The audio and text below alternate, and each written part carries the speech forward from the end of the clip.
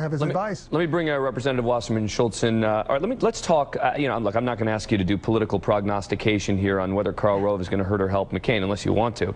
But I want to talk about the subpoena issue. Have you heard anything more? I mean, you guys issued a subpoena weeks ago now for Karl Rove. The sentiment on the part of his lawyer was that he was going to invoke executive privilege, even though he's said that he didn't have any conversations with the White House on this. Have you heard again from his attorney on this? We haven't been in session since I was last with you. We are going back into session tomorrow. But in terms of letters,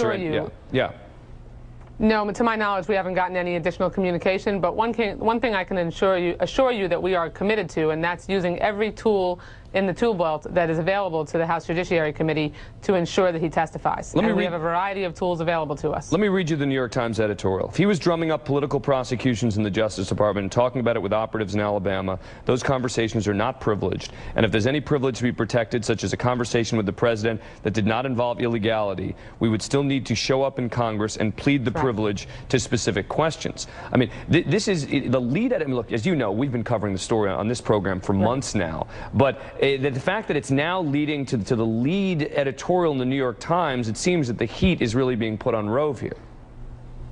Yeah, the pressure is going to continue to increase. And I can tell you that this administration has stepped on Congress's last nerve. I mean, we are really done with the disrespect that has been shown by this administration to the legislative branch of government.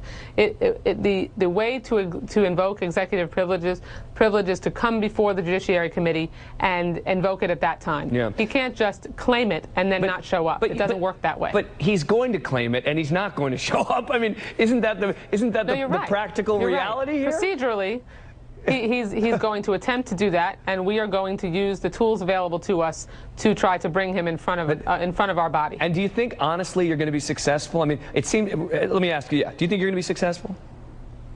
I think we are slowly going to turn up the pressure.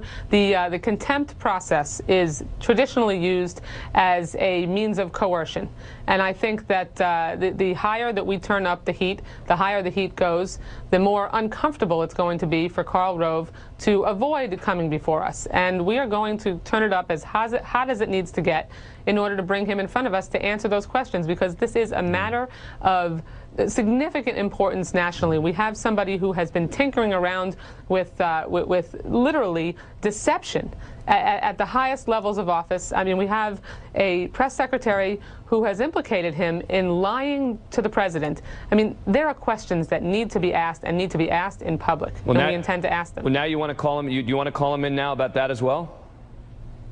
I think when he comes in front of us, that he, like every other person who testifies in front of the Judiciary Committee, there won't be any holds barred. Yeah, well, good luck getting him there. But we're going to continue talking about it, Representative Wasserman Schultz. Thanks very much. Appreciate it. Stay Wayne tuned. Slater and Brad Blakeman. We shall.